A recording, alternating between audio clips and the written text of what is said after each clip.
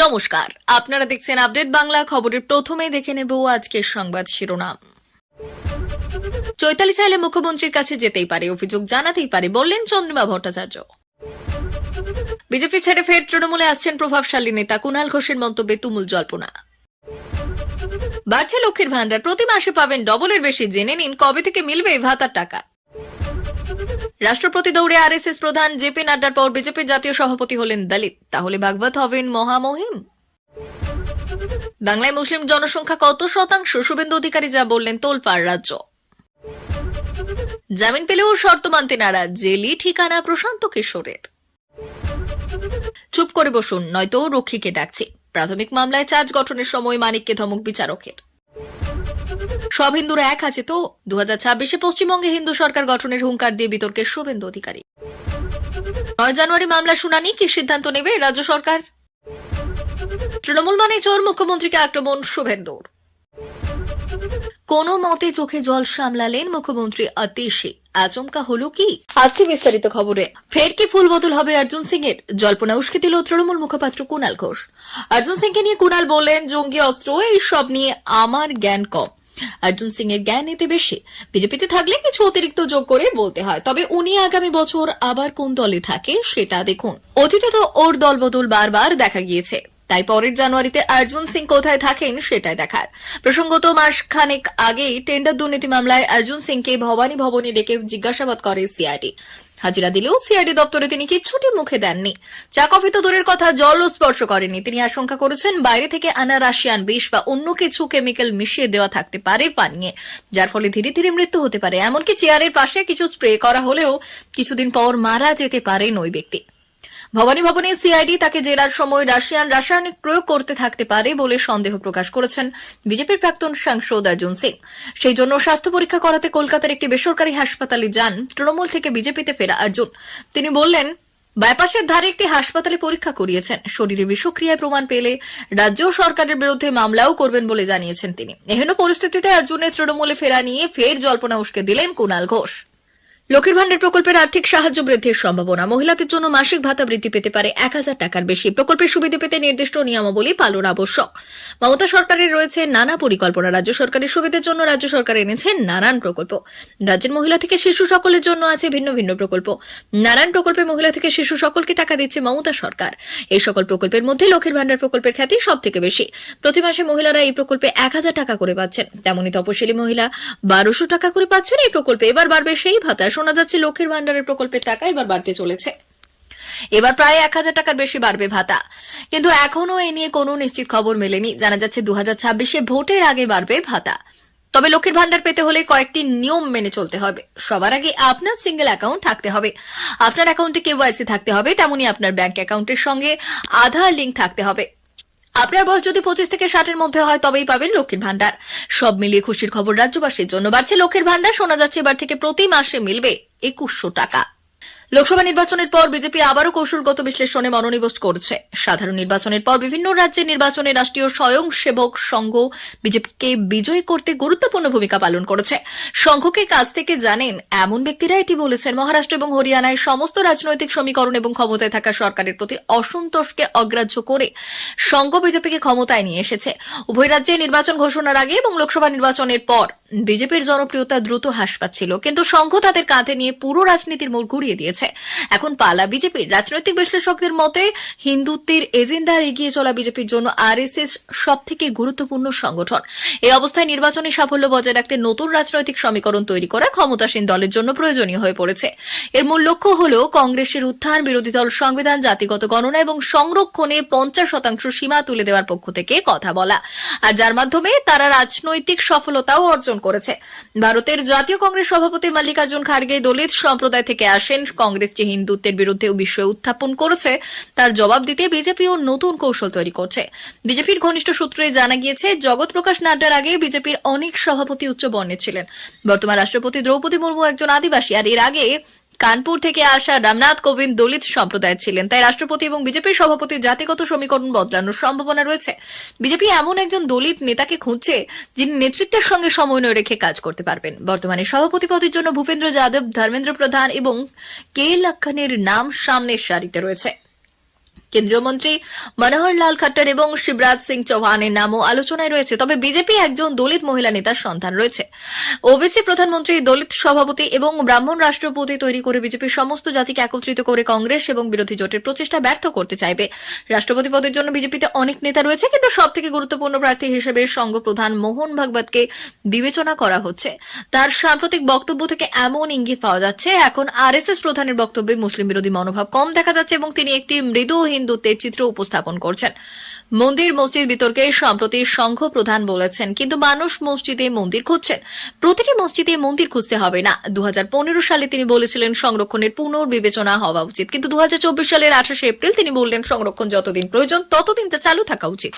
বাংলাদেশে হিন্দুদের উপর অত্যাচারের প্রতিবাদে একাধিকবার সরব হয়েছে রাজ্যের মুখ্যমন্ত্রী। রাজ্যের বিরোধী দলনেতার বাংলাদেশে হিন্দুদের উপর অত্যাচারের প্রতিবাদে একাধিকবার সরব হয়েছে রাজ্যের বিরোধী দলনেতা শুভেন্দু অধিকারী। রবিবার পূর্ব মেদিনীপুরের রামনগরে এ নিয়ে একটি সভা আয়োজিত হয়েছিল। সেখান থেকে ফের একবার ওপার বাংলায় হিন্দুদের উপর নির্যাতনের বিরুদ্ধে সুর চড়ান বিজেপি বিধায়ক। সেই সঙ্গে মুখ্যমন্ত্রীর মুসলিম জনসংখ্যা নিয়েও মুখ খুলেছেন তিনি।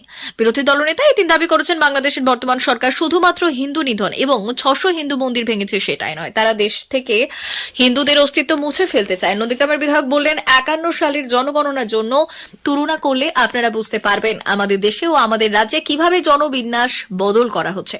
দেশভাগের সময় পূর্ব পাকিস্তানে 33% হিন্দু ছিল। 71 সালে যখন বাংলাদেশ গঠন হয় সেখানে 22% হিন্দু ছিল। এখন সেই সংখ্যা কমে হয়েছে 7.5%। এরপর লাদেন এবং হামাস প্রধানের নিধন প্রসঙ্গ টেনে আনেন শুভেন্দু। পদনেতা বলেছেন, যেভাবে আমেরিকা লাদেনকে শেষ করেছে, যেভাবে ইসরায়েল ভেতরে ঢুকে হামাসের প্রধানকে শেষ করে দিয়েছে, ঠিক সেইভাবে এই জঙ্গিগুলোকে এই অবার্চিন সরকারের উৎখাত করতে বিশ্ব সমুদায় এগিয়ে আসবে, এই আবেদন করবে। সম্প্রতি মুসলিম জনসংখ্যা নিয়ে রাজ্যের মন্ত্রী তথা কলকাতা পুরসভার মেয়র ফিরহাদ হাকিম একটি মন্তব্য করেছেন। এদিন সেই মন্তব্যের রেশ টেনে শুভেন্দু বললেন, জনাব ফিরহাদ হাকিম কয়েকদিন আগে বললেন আমরা ভারতে 17% এবং পশ্চিমবঙ্গে 33%। উনি কিভাবে জানলেন 33%? শেষ জনগণনা হয়েছে 2011 সালে। সেই জনগণনা অনুযায়ী বাংলায় মুসলিম 7% এবং উনি বলেছেন 33%। এরপরই বিরোধী দলনেতা দাবি করেছেন বাংলায় মুসলিম জনসংখ্যা 35% হয়ে গিয়েছে। বিজেপি বিধায়কের কথায় আমরাও চোখে দেখতে পাচ্ছি 33% কেন, ওরা 35% হয়ে গিয়েছে। উনি বলেছেন এত জনসংখ্যা বৃদ্ধি করো যাতে আমরা এই রাজ্যেও সংখ্যাগরিষ্ঠই হই আর ভারতেও আমরা সংখ্যাগরিষ্ঠ হই। শুভেন্দু দাবি করেছেন এমনটা হলে সম্প্রতি ধর্মনিরপেক্ষতা থাকবে না, শরিয়া আইন, মুসলিম পার্সোনাল ল বোর্ড চলবে। বিরোধী দলনেতার কথায় তাহলে কি হবে বন্ধু, তখন ধর্মনিরপেক্ষতা সম্প্রতি থাকবে না, তখন শরিয়া আইন, মুসলিম পার্সোনাল ল বোর্ড চলবে। তখন মমতা বন্দ্যোপাধ্যায় এবং তার ভাইপোকে লাথি মেরে সরিয়ে ফিরহাদ হাকিম, জাভেদ সিদ্দিকুল্লাহ, হুমায়ুনরা বলবে আমাদের মুখ্যমন্ত্রী হবে, তোমরা যাও ভাগো। গ্রেপ্তারের পর এবার জেলে ঠিকানা হতে চলেছে জন সুরজ পার্টির প্রধান প্রশান্ত কিশোরের। সোমবার পিকেকে আদালতে তোলা হলে তার জামিন মঞ্জুর করেছিল আদালত। 25,000 টাকার ব্যক্তিগত বন্ডে তাকে জামিন দেয় পাটনা সিভিল কোর্ট। তবে জামিনের শর্তে স্বাক্ষর করতে রাজি হননি পিকে, যার জেরে আপাতত হাজতবাস করতে হবে ভোট কুশলীকে। আদালতের নির্দেশের পর এদিন সংবাদ মাধ্যমের মুখোমুখি হয়ে প্রশান্ত কিশোরের আইনজীবী বললেন, এদিন আদালতের তরফে 25,000 টাকার ব্যক্তিগত বন্ডে তাকে জামিন দেওয়া হয়েছে। জামিনের জন্য একাধিক শর্ত দেওয়া হয়। এখানে অন্যতম শর্ত ছিল ভবিষ্যতে এমন অপরাধ তিনি আর করবেন না। এখানেও বাধে সমস্যা। প্রধান প্রশান্ত কিশোর দাবি করেছেন তিনি কোনো অন্যায় করেননি, ধর্নায় বসা ও আন্দোলন করা তার অধিকার। ভবিষ্যতে তিনি যদি কোনো আন্দোলন করেন তবে সেই শর্তের ভিত্তিতে পুলিশ তাকে গ্রেপ্তার করবে।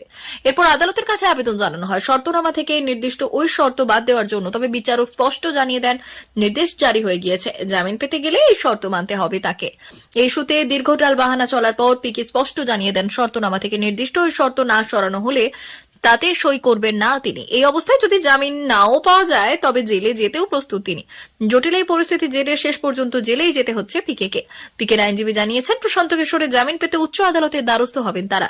উল্লেখ্য, বিহার পাবলিক সার্ভিস কমিশনের পরীক্ষায় প্রশ্ন ফাঁস এবং ব্যাপক কারচুপির অভিযোগে পরীক্ষা বাতিলের দাবি তুলেছেন পড়ুয়ারা। তাদের সমর্থনে পাশে দাঁড়িয়েছে জন সুরজ পার্টির প্রধান প্রশান্ত কিশোর। পড়ুয়াদের দাবি আদায়ে গত 2রা জানুয়ারি পাটনার গান্ধী ময়দানে আমরণ অনশনে বসেন পিকে। সোমবার ভোর 4টে নাগাদ তার অনশন মঞ্চে হানা দেয় বিহার পুলিশ। জোর করে সেখান থেকে তুলে নিয়ে যাওয়া হয় প্রশান্ত কিশোরকে। এই সময় আন্দোলনকারীদের সঙ্গে রীতিমতো ধস্তাধস্তি হয় পুলিশের, পরে গ্রেপ্তার করা হয় তাকে। কলকাতা বিচার ভবনে প্রাথমিক নিয়োগ দুর্নীতি মামলায় চার্জ গঠনের প্রক্রিয়া শুরু হয়েছে। সোমবার সেই প্রক্রিয়া চলার সময় অভিযুক্ত মানিক ভট্টাচার্যকে ধমক দিলেন বিচারক। তৃণমূল বিচারকের বিরুদ্ধে অভিযোগ পড়ে শোনানোর পর বিচারক এবং মানিকের মধ্যে বাক্য বিনিময় হয়। তার মধ্যেই বিচারক মানিককে চুপ করে আদালত কক্ষে বসতে বললেন, না হলে তিনি রক্ষীকে ডাকবেন বলেও জানান। মানিকের পাশাপাশি রাজ্যের প্রাক্তন শিক্ষামন্ত্রী পার্থ চট্টোপাধ্যায়, প্রমোটার অয়নশীল, তৃণমূলের বহিষ্কৃত নেতা শান্তনু বন্দ্যোপাধ্যায়, পার্থ ঘনিষ্ঠ এজেন্ট সন্তু গঙ্গোপাধ্যায়ের বিরুদ্ধেও এনফোর্সমেন্ট ডিরেক্টরেট চার্জ গঠন করেছে আদালত।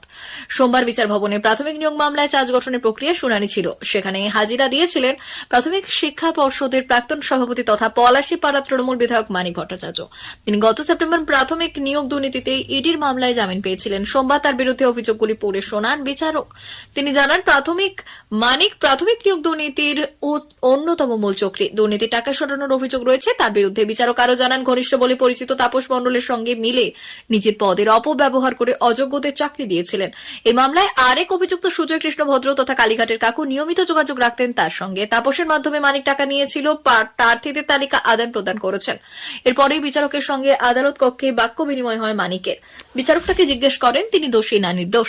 প্রসঙ্গত, মানিক এই মামলা থেকে ডিসচার্জ চেয়েছিলেন। সোমবার বিচার ভবনে তিনি জানান, মামলা থেকে ডিসচার্জের যে আবেদন করা হয়েছিল তার অর্ডার এখনো মেলেনি, আর সেই প্রক্রিয়া সম্পূর্ণ না হলে চার্জ গঠন কি করে হবে, প্রশ্ন মানিকের।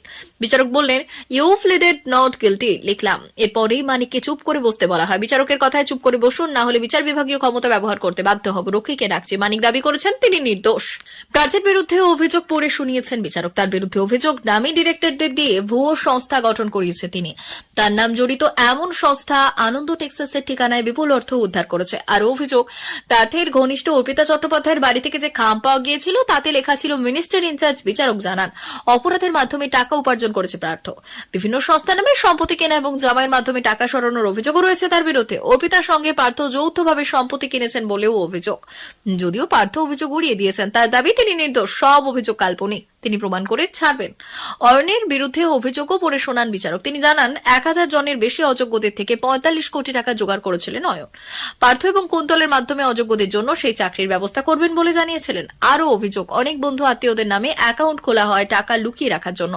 বেনামি সম্পত্তিও কিনেছেন তিনি। তার বিরুদ্ধে টাকা তছরূপ প্রতিরোধী আইন এবং এর 4 নম্বর ধারায় চার্জ গঠন বলে জানান বিচারক। অয়ন দাবি করেছেন তিনি নির্দোষ। প্রিয় দর্শক, এখনকার মতো খবর এই পর্যন্তই। ধন্যবাদ।